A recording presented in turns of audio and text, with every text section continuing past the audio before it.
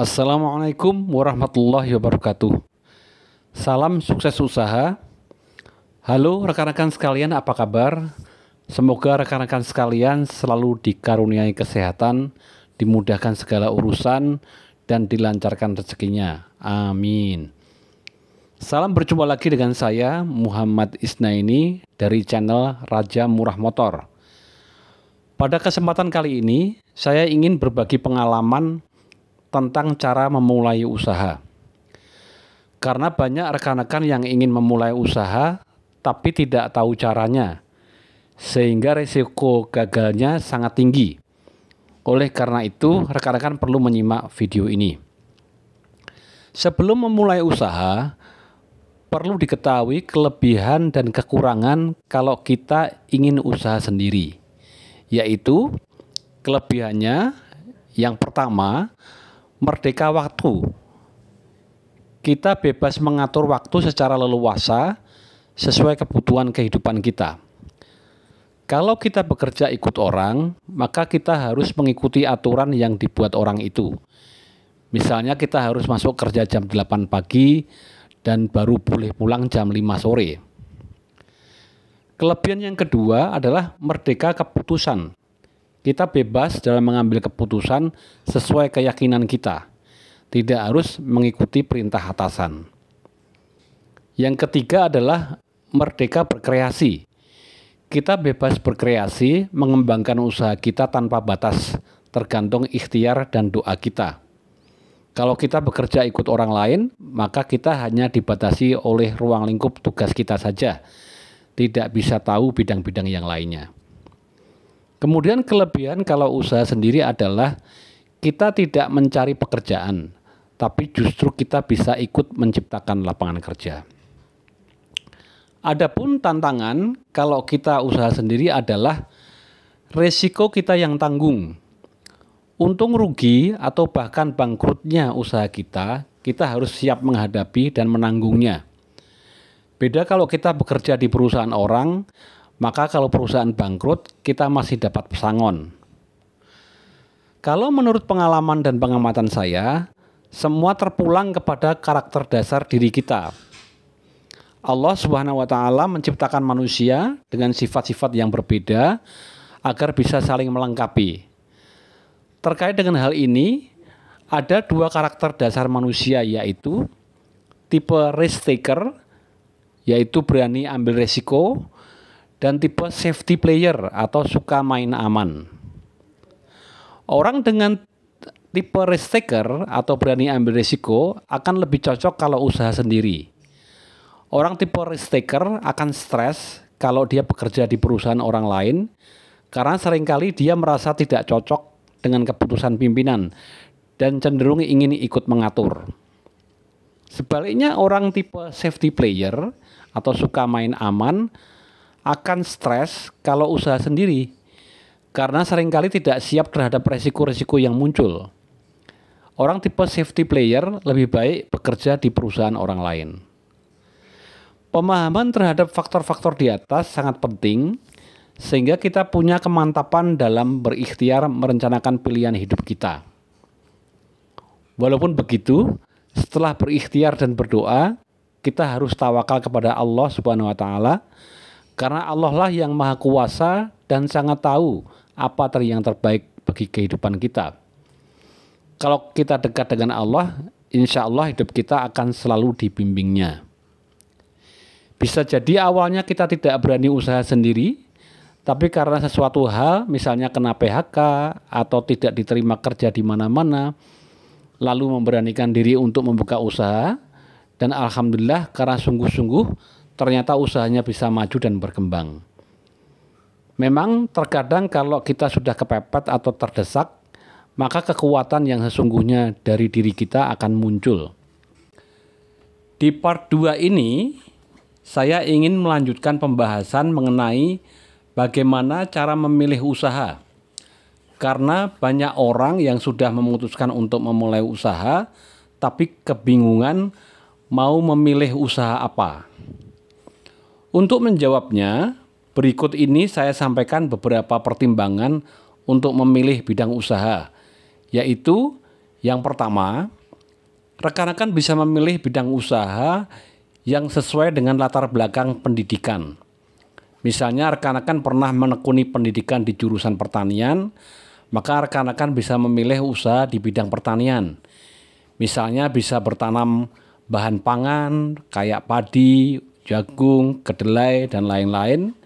Bisa juga bertanam tanaman buah, sayuran, tanaman obat, atau tanaman hias. Atau kalau rekan-rekan pernah menekuni pendidikan di jurusan teknik sipil, maka rekan-rekan bisa buka usaha kontraktor untuk membangun rumah, sekolah, jalan, jembatan, dan lain-lain.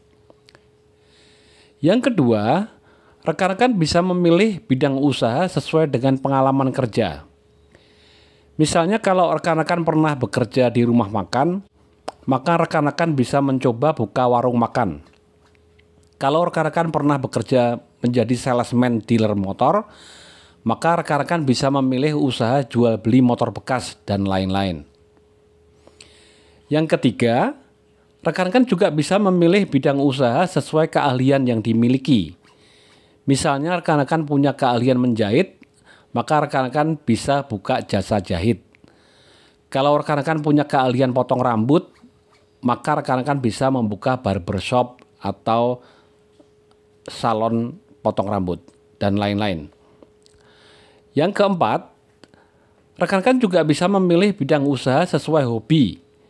Kalau rekan-rekan punya hobi memasak, maka rekan-rekan bisa membuka usaha kuliner, misalnya membuka warung makan atau catering atau usaha jualan roti. Kalau rekan-rekan punya hobi merawat tanaman, maka bisa ditingkatkan menjadi usaha jual beli tanaman hias, persewaan tanaman, pembuatan taman, dan lain-lain. Yang kelima, ternyata usaha juga bisa berasal dari peluang yang muncul. Misalnya pada suatu saat rekan-rekan butuh barang atau jasa tertentu, lalu rekan-rekan nyari di sekitar rumah, tidak ada yang jual. Maka rekan-rekan bisa tangkap peluangnya untuk menjual barang atau jasa tersebut. Yang keenam, rekan-rekan juga bisa memilih berbagai tawaran peluang usaha.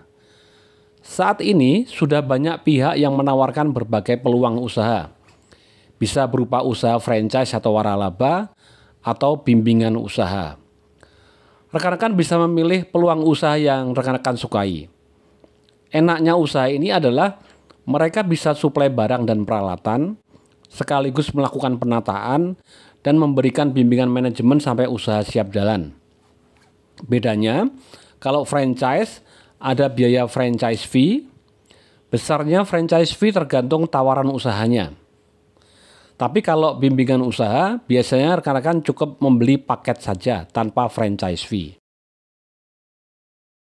Supaya kita tidak salah dalam memilih, maka perlu kita lakukan analisa terhadap beberapa faktor penting, yaitu yang pertama, pasar atau konsumennya besar atau terbatas. Yang kedua, produknya bertahan lama atau cepat membusuk. Yang ketiga, modelnya bertahan lama atau cepat ganti-ganti. Yang keempat, harganya cenderung naik atau justru cenderung turun.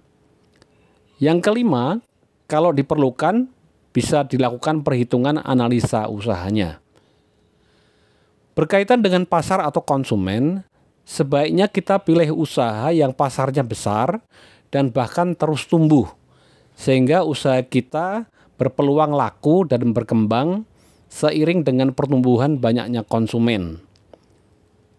Barang dagangan yang kita pilih sebaiknya yang bertahan lama, tidak cepat membusuk atau tidak ada kadaluarsanya. Sehingga kita sebagai pengusaha pemula tidak stres karena takut barangnya busuk dan tidak laku. Modelnya pun kalau bisa kita pilih yang juga bertahan lama, tidak cepat ganti-ganti. Model barang yang cepat ganti-ganti juga akan beresiko barang yang lama menjadi tidak laku dan menjadi stok mati atau dead stock. Juga pilihlah usaha yang harganya cenderung naik, sehingga walaupun barangnya belum laku tapi tidak rugi. Jangan berdagang barang yang semakin lama harganya semakin turun dan merugikan. Kalau memang diperlukan, bisa dilakukan analisa ekonomi meliputi antara lain rincian modal, perkiraan omset, keuntungan kotor, biaya operasional, keuntungan bersih, dan titik balik modal atau break-even point. Saran saya, sebaiknya rekan-rekan memilih usaha yang sesuai dengan bakat dan minat. Cirinya adalah rekan-rekan senang dalam melakukan kegiatan tersebut. Janganlah memilih usaha yang kita tidak sukai, karena kita akan menjalani hari-hari usaha kita dengan sikap yang tidak senang, yang tentunya tidak baik bagi kesehatan batin kita. Sebagai orang yang beriman, janganlah sampai kita lupa untuk selalu berdoa, memohon petunjuk dan pertolongan Allah Subhanahu wa taala supaya kita dipilihkan bidang usaha yang baik bagi kita di dunia maupun untuk bekal di akhirat kelak. Bangunlah keyakinan dan keberanian untuk melangkah. Sungguh-sungguh dalam menjalani prosesnya, sabar terhadap komentar negatif. Jatuh bangun itu biasa dalam hidup, termasuk dalam bisnis. Jangan berhenti berusaha.